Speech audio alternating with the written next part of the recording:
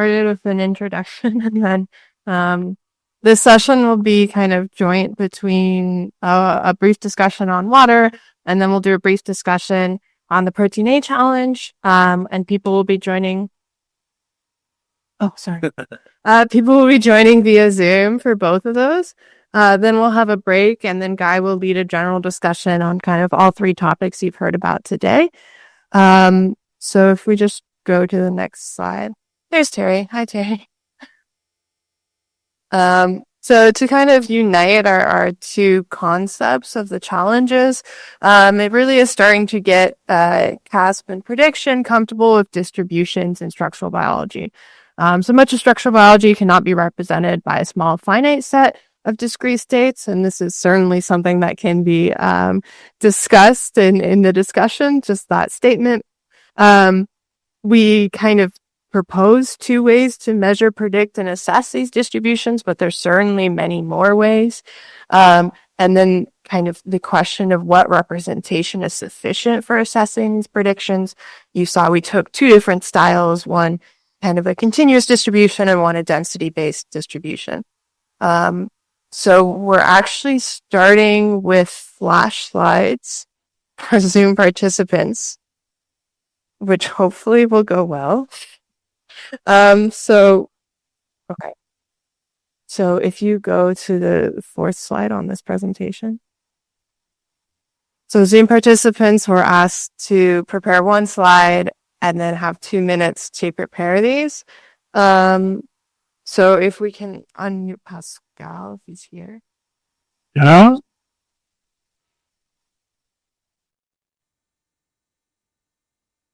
Pascal, are you unmuted? So I am here and I am unmuted. No, we hear you. Do you hear me? Yeah. Okay. All right, go ahead and. Okay. So thanks to all to let me talk about our recent work on this paper we recently published, or which is going to get out during the coming week in NIR. And right now, I wanted to say that I am in a kind of excited state because currently I am in Abu Dhabi and I am hosted by Serdal Kirmizaltin, who collaborated to this work about finding the positions of magnesium ions by using not molecular dynamic simulations, but a combination of a high resolution structure and some structural inferences from the way in which the magnesium ion is coordinated. So we took a very high resolution structure, which is currently the record for a ribosome structure.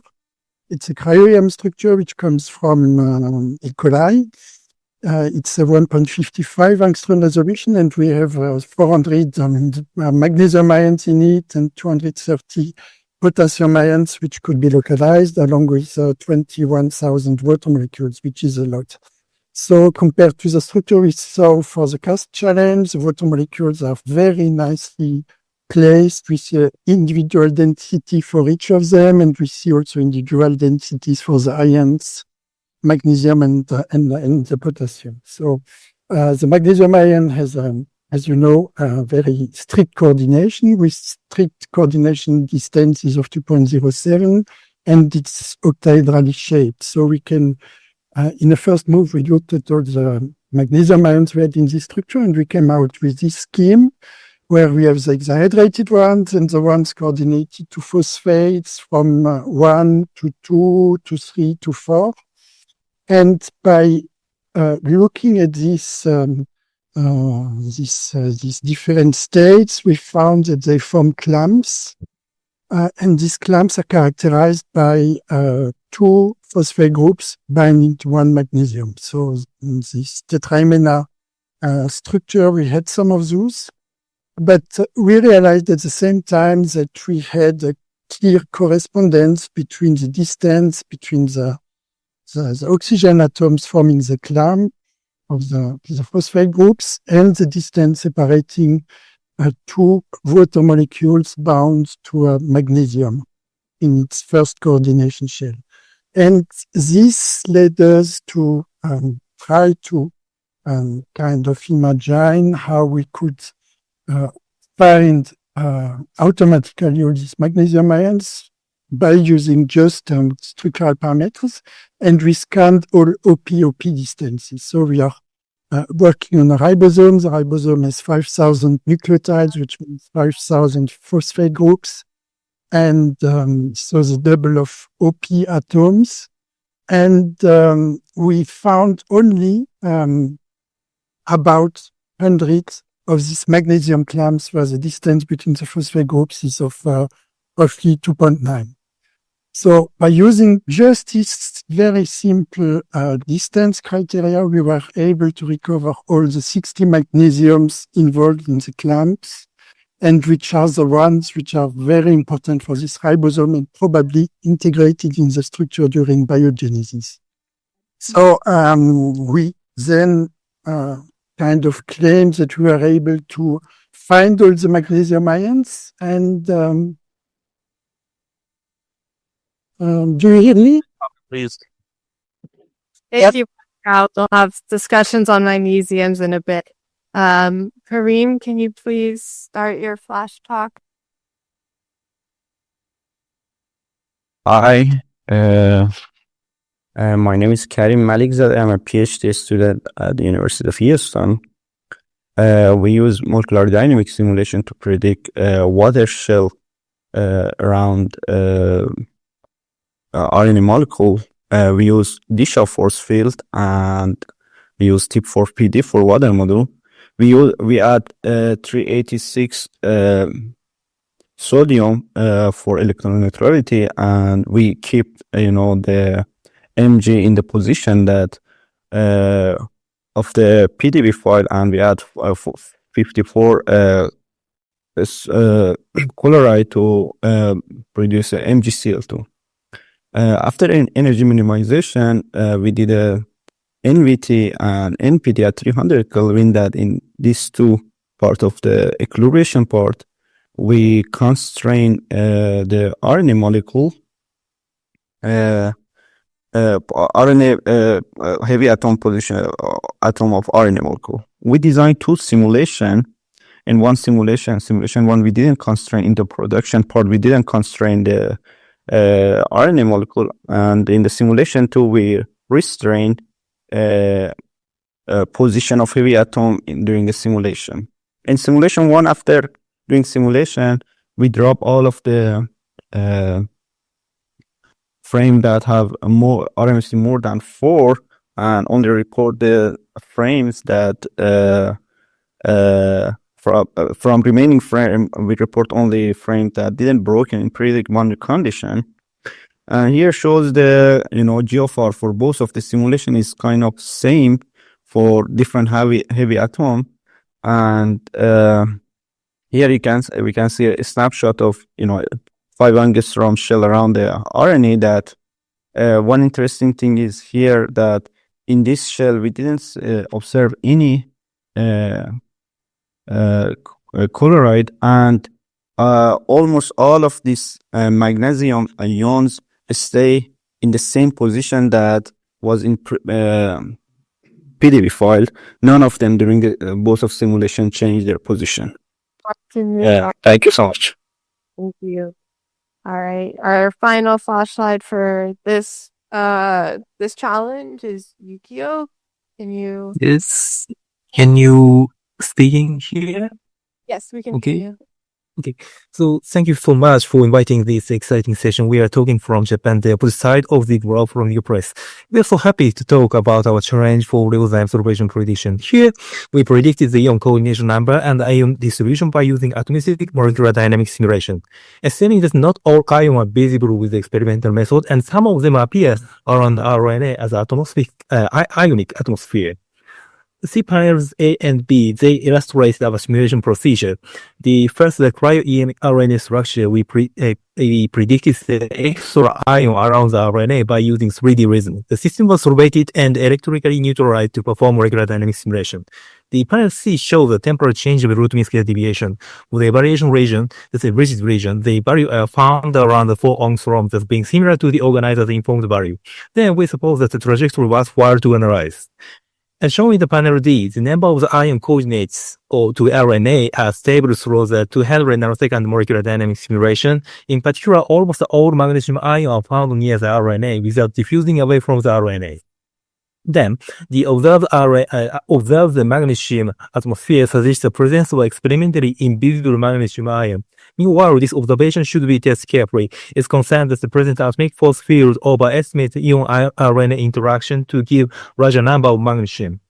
It's also important for verification of our result by comparing with the experimental methods for magnesium coordination number and to see use another force field parameter or other comparative methods. Thank you for your attention. This discussion is over. Thank you very much. All right. So that was a primer to our what's going to be a short discussion on this challenge. And then we can talk more general about these type of challenges in the future in the general discussion like I will be leading after break. So I'm going to set a timer and I just ask people to think about what they're saying beforehand and make it quite succinct. But we do want thoughts from a wide range of all of you. So some potential discussion things that actually some of these have been brought up in comments or questions, is the relevance of this. So why would improving solvation prediction help your research? And I always like this review article from 2019 that points out that RNA conformational landscapes can be very different in vivo and in vitro, and this is likely due to environmental factors like ionic condition and clustering. What data do we want, right? So we had a question about X-ray data. What data is best for benchmarking and what are the advantages and disadvantages? Are cryo ensembles enough, or are there too many artifacts in these ensembles, and how would we test that? And how can we move beyond density? So going more towards precise identity of what ions are rare, like Pascal was talking about in his flash slide. So I'm going to open it up to questions and comments from the audience to start with.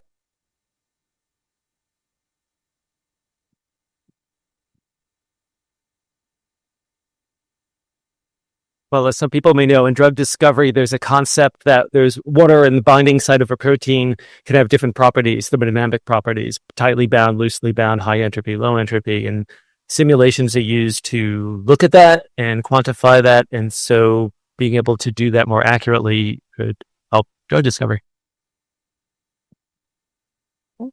So ligand binding pockets, definitely a key use to our first question.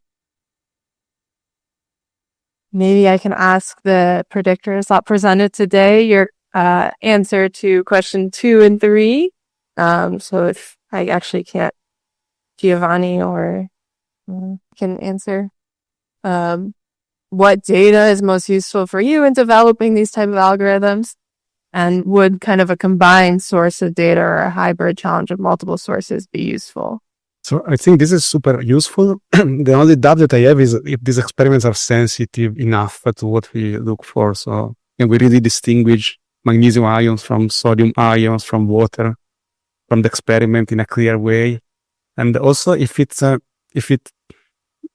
could be nice to do this analysis on two-dimensional images, even though it's much more expensive, to avoid all the problems of doing the classification, because we are looking at dynamical portions of the map.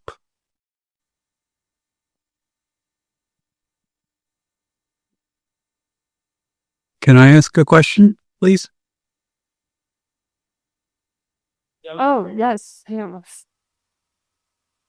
ahead. So Rachel, one of the things your figure emphasizes is the importance of RNA conformational differences. And what you're alluding to is the notion that solvation changes in those different conformations or could have an impact on their relative energies. So I'm wondering if a next challenge might be to have a multiple conformational system like this TAR system that Ganser et al. Used, and do the same kind of challenge that you've done with just the single tetrahymena structure.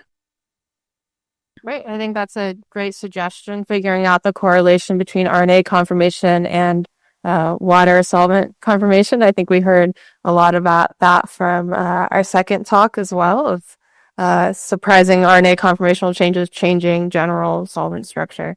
So I think that's a great idea, and a small system may be the way to go for that much more complex question. Yeah. Great idea. But probably not addressable by cryo-EM.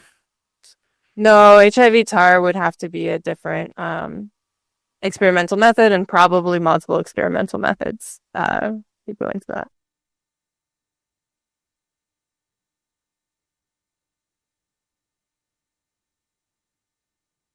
Okay, any other comments or questions from Zoom?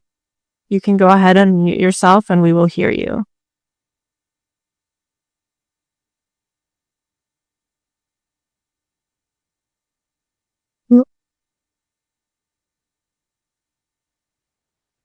All right. Then I think we will go over to the protein A team. So that's Terry. So Terry, do you have the flash slides ready for that team? It's not in that slide deck. Yeah. Terry, you are muted. Do we have flash slides for the protein A challenge, Nick? Please unmute yourself. They have been submitted. They're in the Google Drive. I just thought they were put in this one combined thing. We'll check the Google Drive now, Terry. Pardon? We're checking the Google Drive now. Okay, good. Thank you.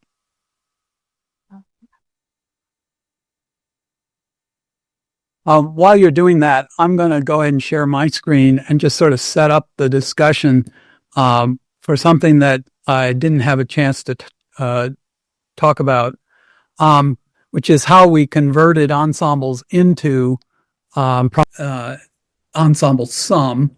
And this is just an example of how that happened.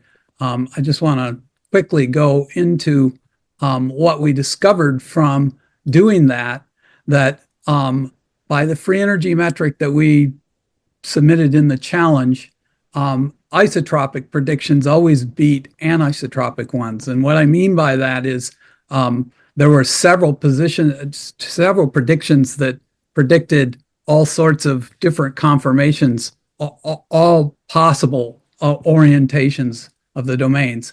So this would be an example of something other than that, where a prediction was made in a particular direction, but not the ground truth direction. So when we use our energy calculation, this delta G measure, and I can go into details for that if anybody wants, probably offline, we get a very large delta G for an anisotropic prediction that's with a very different mode. But then when we do it for a much better prediction, that is one whose mode is closer to ground truth, we get a much lower delta G. But the thing we can get the lowest delta G from is an isotropic prediction, which is clearly not close to the ground truth. This would be the isotropic prediction shown in orange. Ground truth distribution would be like this.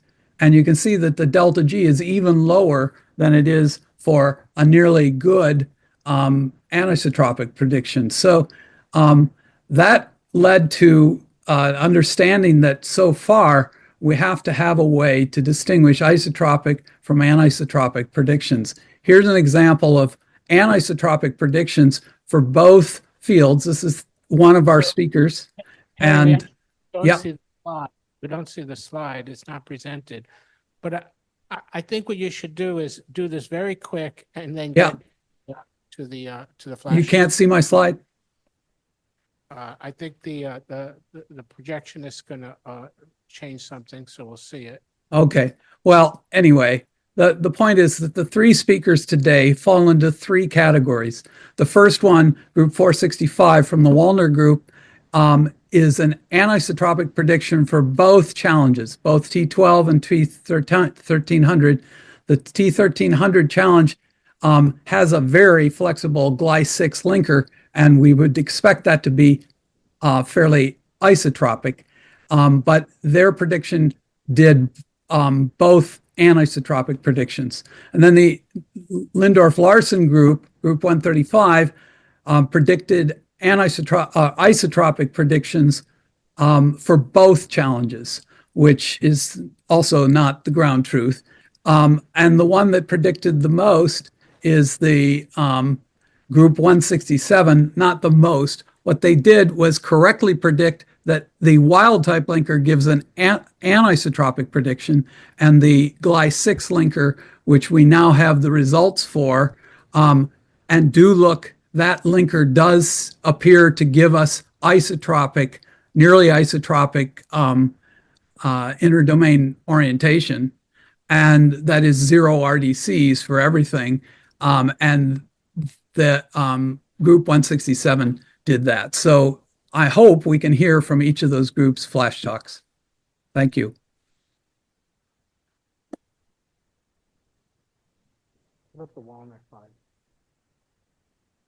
So I think the first flash talk we're going to have is Bjorn Wallner's. Okay.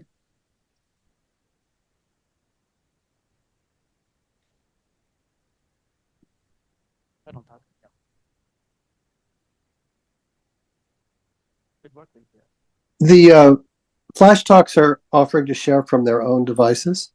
And by the way, Terry, I could see that our slides just fine. Maybe they're not showing up in the Dominican Republic, though, to the other people. Yeah. But on Zoom, everything you showed was great.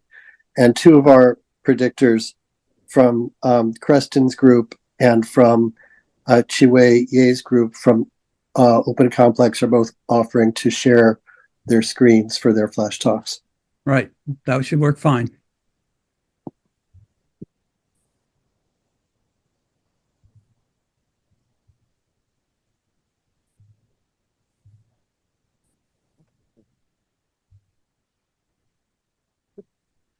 Okay, so I try to be quick. We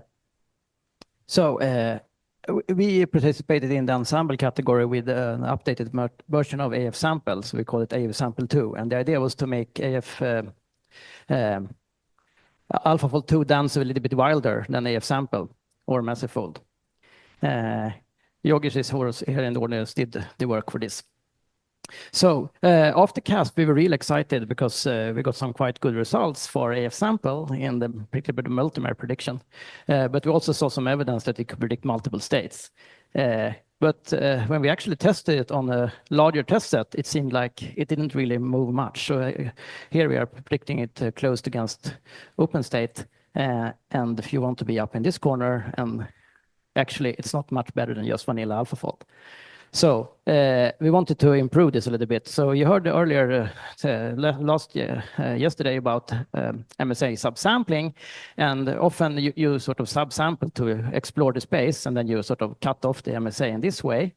However, if you want to generate different states, it's actually much better to instead cut the other way, because then you're effectively breaking contact networks, which is what the MSA is representing.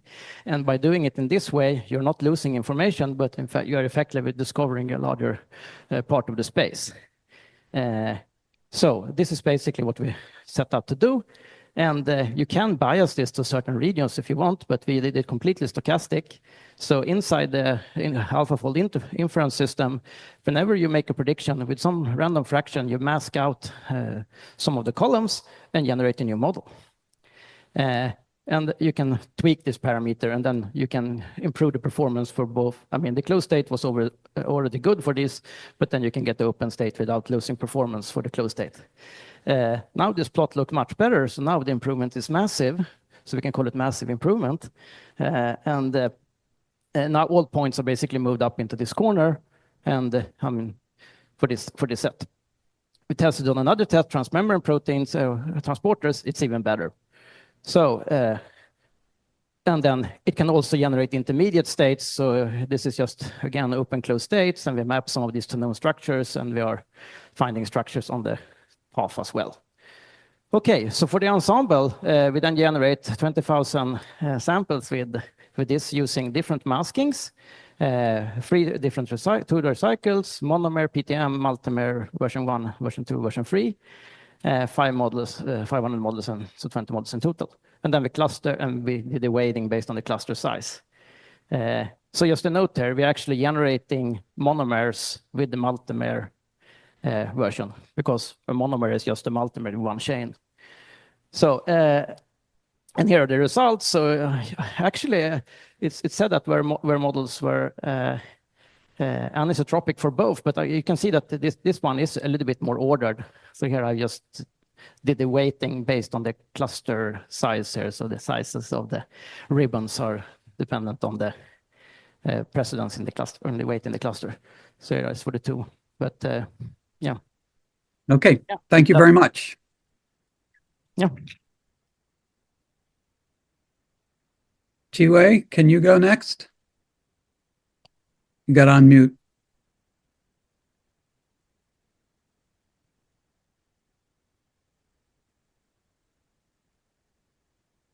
Yeah, thank you. Just taking mic. Thank you for hiring me. And I'm Chiwei Ye from the Beijing AI Institution. It's an NPO, non-profitable organization newly established in Beijing. And we are trying to push the frontier of the AI for science.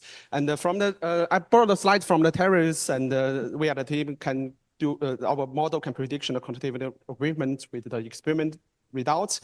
And unlikely like AlphaFold, we are trying to learning the lowest energy state from the proteins. And we are model trying to capture the order state of the biomolecules. So if you look at the NMR results, there's the loop regions and some 3 alpha helix structures, but the AlphaFold 3 fail to prediction the flexibility. If you look in our models, we can also predict the change between the alpha helix and loop regions, and we can also modeling the flexibility loop regions with the 3 stable alpha helix. If we do some PCA visualizations, that's the red dot indicates the result from the NMR's results, and the green one is from our models predictions. And the blue one is from the AlphaFold. So we can just generate simply 1,000 samples to cover all the AMR results. Then we can do something usefully, such as pathway prediction. We compare to the traditional molecular dynamics from the shells, entrance, computational. You can see the left side is our simulation results, and then the left one is the entrance. You can, from the energy map, all the low state energy map can be recovered from our models, and all of the meta state also, and we just losing some transitional states.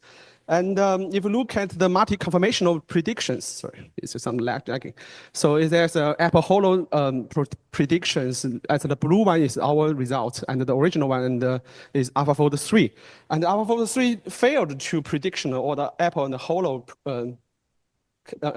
the states, and our system can recover both ligand bounded and ligand unbounded states of the proteins.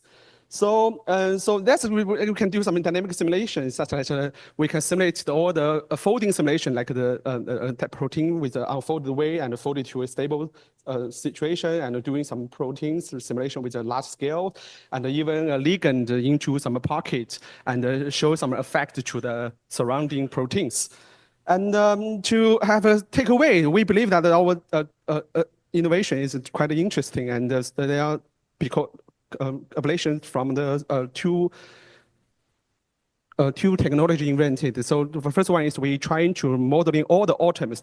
We are talking about the side chains atoms, and not because not only the backbone atoms, and we're trying to capture all the atoms relationships. Another one is we created an algorithm called graph fusion. So it's kind of like you modeling all the atoms into a graph, then you build a diffusion model on top of that.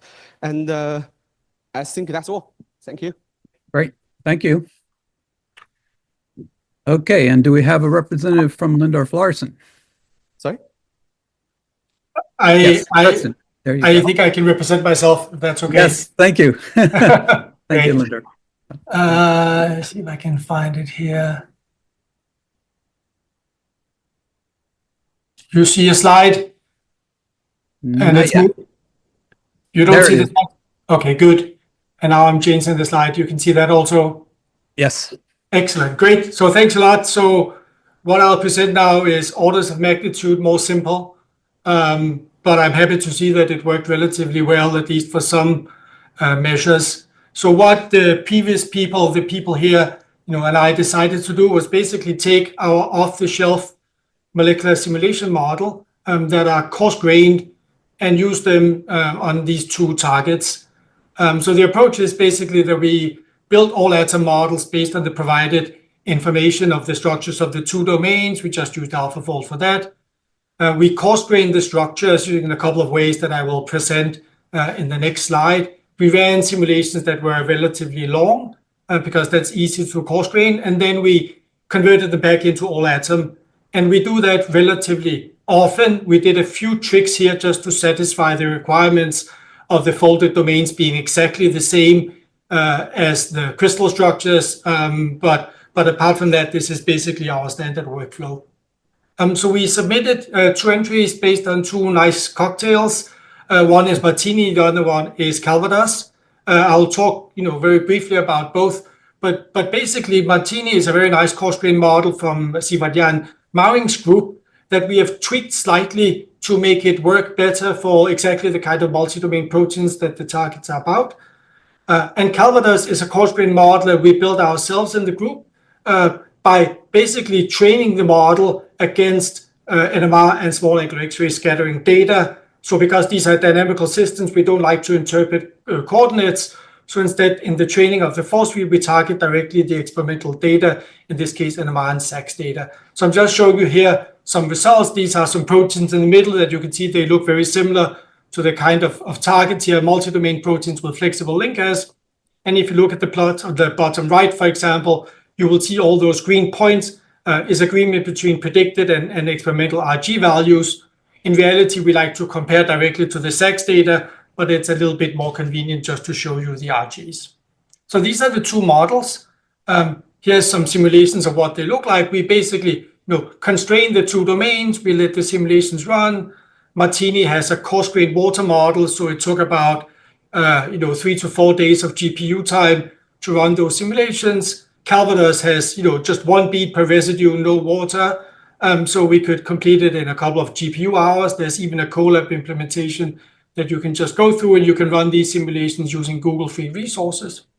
The only non-standard thing we did is that we were a little bit too lazy to put in a lanthanide. So we just scaled down the charges of the coordinating residues to neutralize the +4 of the lanthanide. And that was basically the only thing we do. Constrain the structures, and then, as I said, reverse coarse-grain and shift off the conformations. So that was basically all we did. And I have, one more slide, but I don't think I really need to show it. So this is what we did. Thank you very much. That's great. Okay, Guy, how are we doing on time? Terry, we're just about out of time. We're out of time after we're over. So, but I want to just give people in the audience the chance to ask 1 or 2 quick questions to the presenters, and then we're going to wrap up. So if anybody from the audience wants to, or on Zoom wants to ask 1 or 2 questions, we can do that. I have a quick question for Kristen. Do you think the fact that you use this coarse-grained bead model is responsible for the fact that there really wasn't much distinction in your 2 predictions between the Gly linker and the wild-type linker, which has side chains, so probably is more constrained, but basically, is your coarse-grained model picking up the differences in the 2 linkers? It's a good question. I was thinking about it. I mean, what I can say is that we've looked at a very large number of variants of proteins, and we get correlation coefficients that are pretty good, sort of above 0.8 between RGs, as you just change the sequence of intrinsically disordered proteins. We've even used it to design. So we know that for longer disordered proteins, we can actually predict the sequence dependency relatively accurately. But of course, in this case, where it's a relatively short linker, and there might be specific interactions with folded domains, that might be the case. So we'll take one Thank more you. question. Presenters, yeah, here, Sandra. May I ask a question of Chiwei Ye? Go ahead, slip it in, and then we'll Great. have one. Really quick, nice presentations, everyone. So Chiwei from Open and Complex, thank you very much for your flash presentation. My quick question is, do you feel that the power of your method is mostly coming from the graph neural network that you developed? Or do you think it's from the fact that in your diffusion, you're using effectively almost a multi-state way of linking the covariant derivatives when you diffuse? Do you think either of those is more responsible for your nice predictions? I think the mainly is just the modeling algorithm because we are using a pure diffusion algorithm without any accelerated loss. So we can modeling the data without bias, and we introduce some of the physical laws of something like that. And another thing is that we think that the graph representation can solve a lot of things, such as we can doing some loop peptide. I mean, we are not modeling the translation as a sequence. I mean, from the sequence from the RNA residue to molecules. So I think that's both contribution to our systems. Thank you. Thank you, Chiwei. So I'm totally confused. I have, I know that there were at least 10 papers about basically changing the MSA, getting multiple states of proteins or binding site and so on. And then it was followed by another 10 papers that it doesn't work. What is the truth here? At least, my own experience showed, I had a paper in PNAS last week or 2 weeks ago on binding site conformational changes. In our hands, it didn't work. And, but at the same time, you presented that it does work. So I just don't know. There was Laura Porter had several papers that it doesn't work. And there was the clustering, which they said, oh, the structures are wrong. So it looks to me that the situation is somewhat confusing, at least to me. Confusion is good. Okay, good. Yeah, sure. I mean, what we are doing is that we are just sampling more. So I mean, we actually showed that some of the examples where Porter showed that it didn't work, it actually works when you sample more. So it's, but of course, it's always this problem that we can only test on things where we actually know, and it might be trained on that. But there are actually there is new version of it where we can control for a training and test set. So I think the next thing is to actually run the same thing, this sampling approach. I mean, this idea is basically breaking contact networks. So it should be, it's not, it's a viable strategy, I think, because you are then trying to build a model with less contacts, in particular for open closed state. That should be quite a good idea. But yeah, so it's it's yeah. Can I add a little bit thing? I'm Fane from Students Lab. So thanks for the discussion, folks. Let's reward people here, please.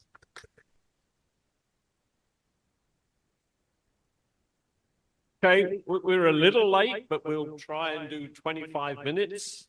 And in that time, we'll do the photograph, which should be next. So please go outside for the photograph. No, check out. So we will actually have a additional discussion. Part of it will be this topic after this break. So the people online, if you can come back in about 15 or stick online, we're going to continue in about 15 or 20 minutes.